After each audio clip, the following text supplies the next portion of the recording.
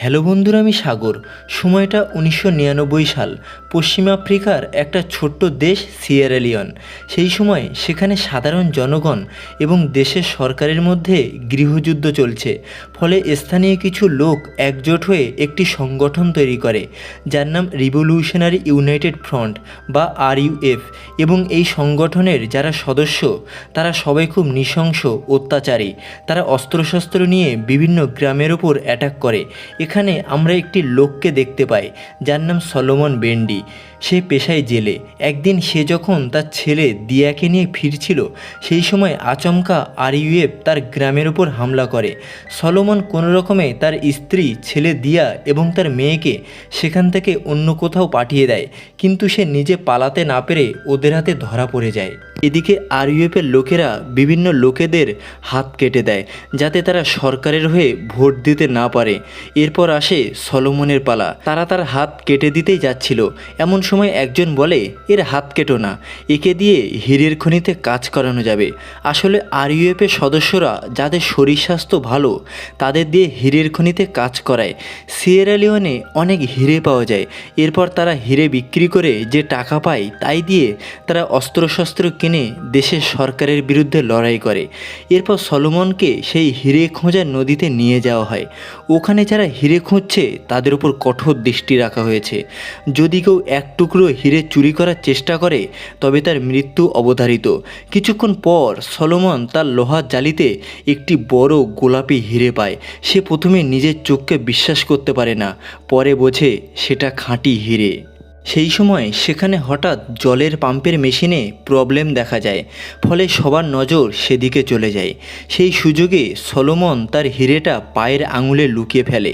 তারপর সে টয়লেট করার নাম করে সেখান থেকে লুকিয়ে এক জায়গায় গিয়ে হিরেটা একটা কাপড়ে বেঁধে মাটি খুঁড়ে রাখতে যাচ্ছিল। ঠিক সেই সময় RUF-এর ক্যাপ্টেন সেখানে চলে আসে। সে বলে, চুপচাপ হিরেটা আমাকে দাও। ঠিক সেই সময় সেখানে হঠাৎ সরকারি সেনাবাহিনী এসে তাদের উপর গুলি চালাতে থাকে, বম মারতে থাকে। ফলে RUF-এর সেই ক্যাপ্টেনটাও বোমের আঘাতে ঘায়েল হয়ে পড়ে। সেই সুযোগে সলোমন তার হিরেটা অন্য আরেক জায়গায় মাটি খুঁড়ে লুকিয়ে রাখে। এরপর সরকারি সেনাবাহিনী সলোমনকে RUF-এর সদস্য ভেবে গ্রেপ্তার করে জেলে ভরে দেয়। এদিকে একটা লোককে দেখা যায়, যার নাম ড্যানি আর্চার। একসময় সে সেনাবাহিনীতে কাজ করত, কিন্তু বর্তমানে সে অস্ত্রশস্ত্র চোরাচালান করে। সে RUF-এর লোকেদের বন্দুক সাপ্লাই করে এবং তার বদলে সে ওদের কাছ থেকে হিরে নেয়। এরপর সেই হিরে ড্যানি ভেড়ার চামড়ার ভিতরে লুকিয়ে সে যখন লাইবেরিয়া নামে অন্য একটা দেশে পাচার করতে যাচ্ছিল, সেই সময় সিয়েরা লিওনের সরকারি সেনাবাহিনী তাকে ধরে ফেলে এবং গ্রেপ্তার করে ঠিক সেই জেলখানায় নিয়ে যায় যেখানে সলোমনকে নিয়ে যাওয়া হয়। এদিকে সেই ক্যাপ্টেনটাকেও সেখানে নিয়ে যাওয়া হয়, যে সলোমনকে হিরে লুকোতে দেখে ফেলেছিল। তার এখন একটা চোখ নষ্ট হয়ে গেছে। সে সলোমনকে দেখে বলে, কোথায় হিরে লুকিয়েছো? সলোমন বলে, কোন হিরে? আমি তো কিছুই জানি না, তাছাড়া তোমাকেও ঠিক চিনতে পারলাম না।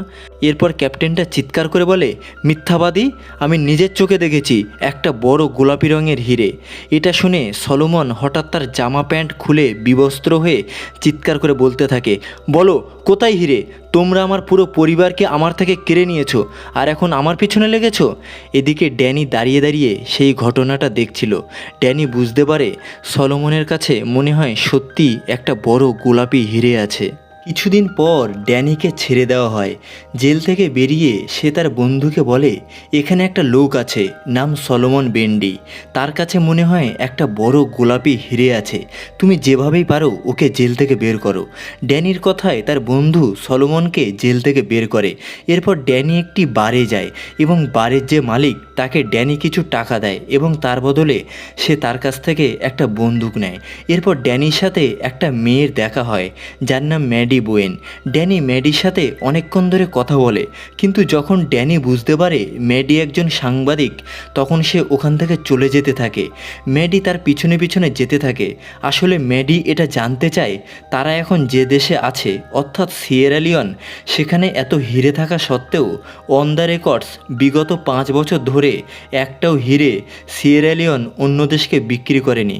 কিন্তু তার পাশের দেশ লাইবেরিয়া $2 বিলিয়ন দামে হিরে অন্য দেশকে বিক্রি করেছে এবং ওখানকার যে সবথেকে বড় হীরের বিজনেসম্যান যার নাম ভ্যান্ডিক্যাপ তার সম্পর্কে অনেক গোপন তথ্য আছে এবং ম্যাডি ড্যানির কাছ থেকে সেই ভ্যান্ডিক্যাপের সম্পর্কে সব তথ্য জানতে চায়, কিন্তু ড্যানি তাকে কিছু না বলে চলে যায়।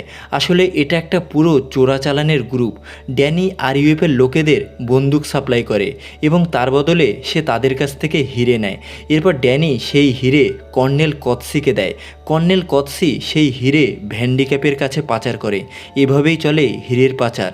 এদিকে জেল থেকে বেরিয়ে সলোমন তার পরিবারের লোকজনকে খোঁজার জন্যে সে একটা রিফিউজি ক্যাম্পে যায়, কিন্তু ওখানে গিয়ে সে কাউকেই খুঁজে পায় না।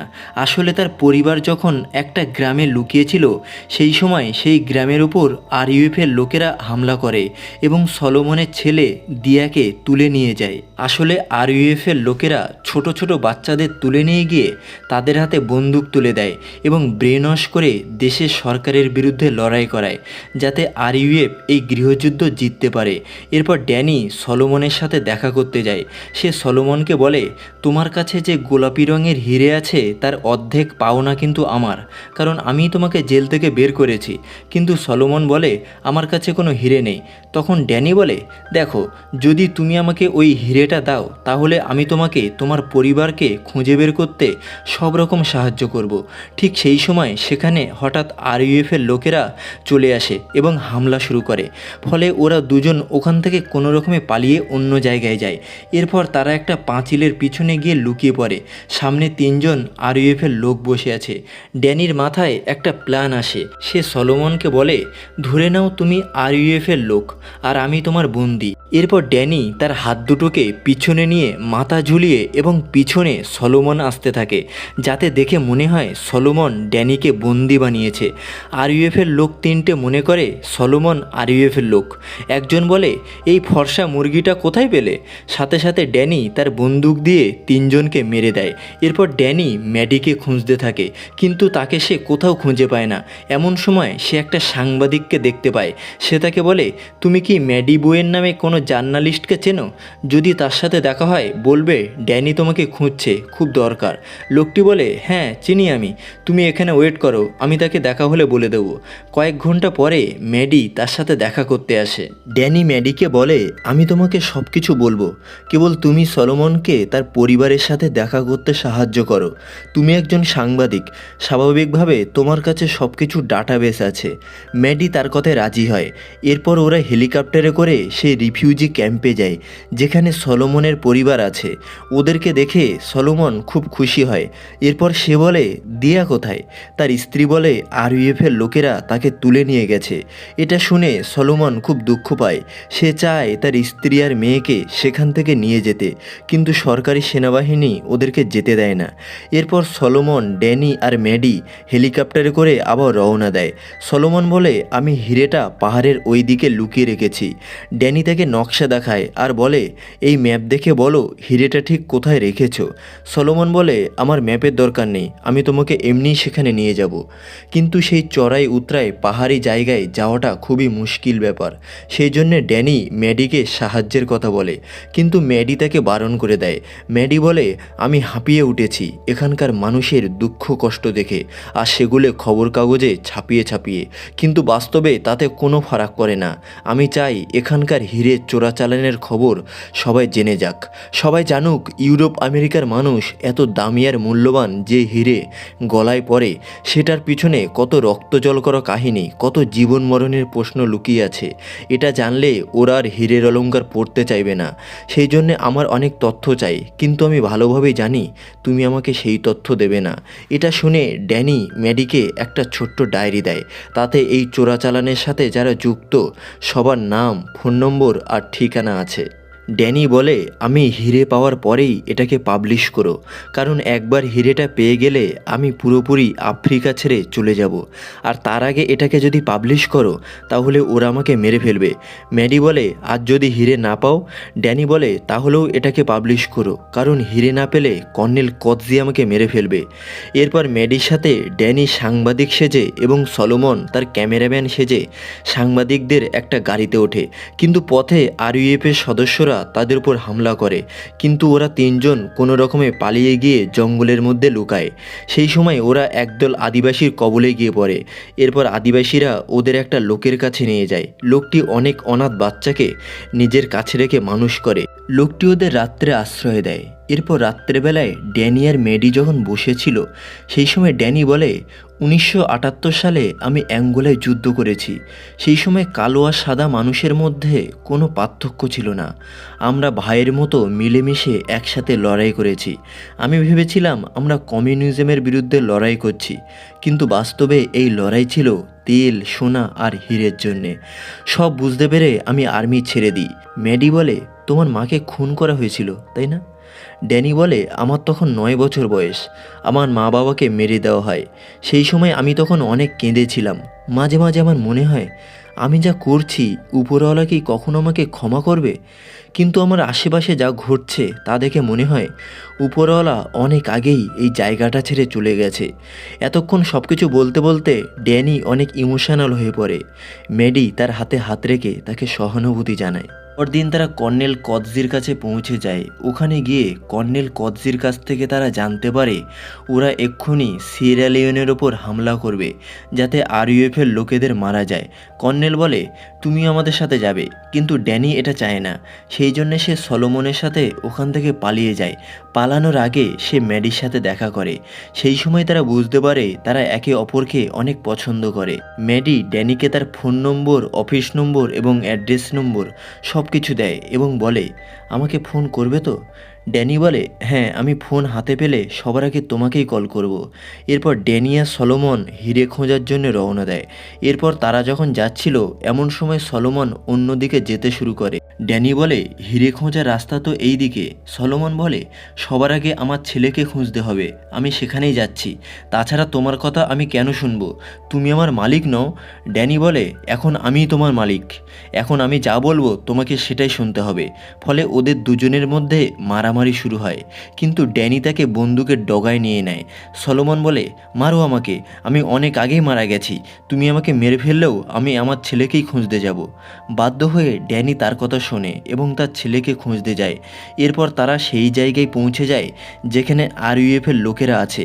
এই জায়গায় সলোমনও একসময় কাজ করত এবং এখানেই সে হিরে লুকিয়ে রেখেছে, কিন্তু এখন সেখানে যাওয়া অসম্ভব। গেলেই আরইউএফ তাকে মেরে ফেলবে। ড্যানি বলে, আমি কর্নেল কৎজিকে ফোন করছি, সে এখানে একটা হেলিকপ্টার পাঠাবে। ওরা যখন এখানে এসে গুলি চালাতে শুরু করবে, সেই সুযোগে আমরা ওই হিরে চুরি করব। সলোমন বলে, কিন্তু আমার ছেলেও তো সেখানে থাকবে।